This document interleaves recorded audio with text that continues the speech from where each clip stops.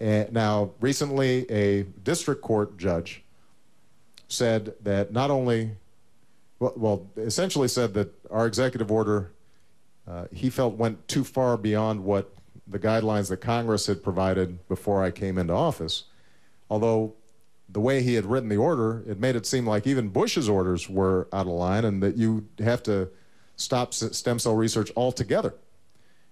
We are appealing that, we're challenging it, and what we're going to keep on doing on a whole range of these decisions is to make sure that I'm talking to scientists and ethicists and others and try to build a common sense consensus that allows us to make progress over the long term. Okay? Yeah. Go ahead. Mr. President, it's a privilege for me to be here. You talk about the small business loans. Mm-hmm. My company is a high-tech company, and we are growing, and we are providing high-tech jobs for Americans.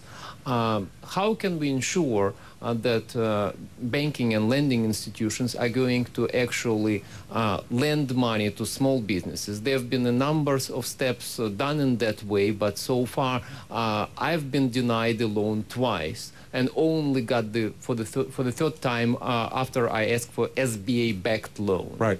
You know. Tell me more about your business, by the way. I've actually read about it, but tell people here, I think, would be interested, because you're working on clean energy issues. This is correct. Yes, I have two lines of business. Clean energy part, where we are actually trying to get companies to become green and change their practices so that they follow sustainability practices as right. You know, the regular ways. And the second part of my business is high tech. We are doing IT consulting and IT services for federal government and Fortune 500 companies. How many employees do you have right now? About 94. 94. Yes. Well, look, part of the answer is what you already spoke about, which is SBA, the Small Business Administration. We have doubled the number of small business loans that we've been giving through the SBA. We've waived a lot of fees on those loans because we knew that small businesses were getting harder hit than just about anybody during the financial crisis. They were the ones where the banks were pulling back the most. So we tried to fill that void as the banks were getting well, making sure the small businesses could keep their doors open. But even by doubling the number of SBA loans, there's still not enough capital to meet all the demand for small businesses across the country. That's why this bill that we're looking to pass this week out of the Senate, and that Jerry and Jim already voted for, is so important, because what it would do is it would take funding authorization and to provide to community banks who are most likely to give loans to small businesses. But it would say to those banks, you know what, we're going to hold you accountable for actually lending the money.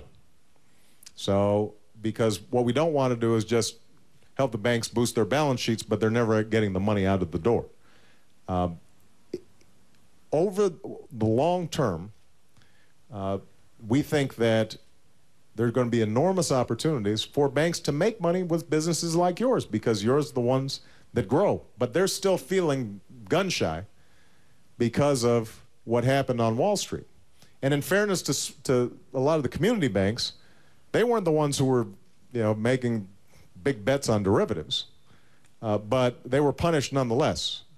They've been hit really hard in the housing market. They've been hit on their portfolios. They've been trying to strengthen their portfolios.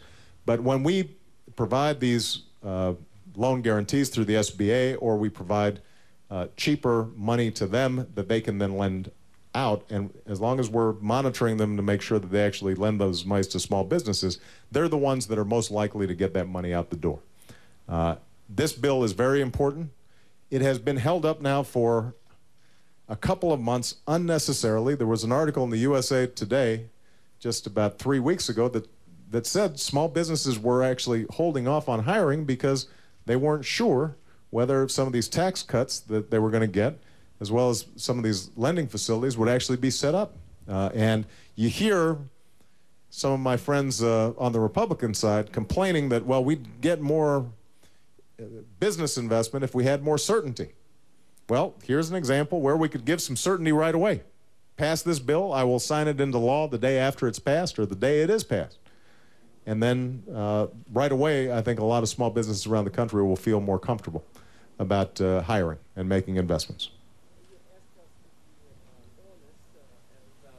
This is what's happening right now is that, you know, I have contracts and I'm ready to hire 20 more people. Right. But nobody is going to give me additional loan right now. I mean, I had a off-the-record conversation with the vice president of one bank, and they said, it's simply, we've made a decision not to loan to small businesses. It's simply more profitable to us to invest this money elsewhere. Well, that's why it's so important to make sure that if they are getting help from us in terms of having more money to lend, that they actually lend it out and they lend it to small businesses. And we've got to make a direct link between the help that they're getting and them actually lending the money.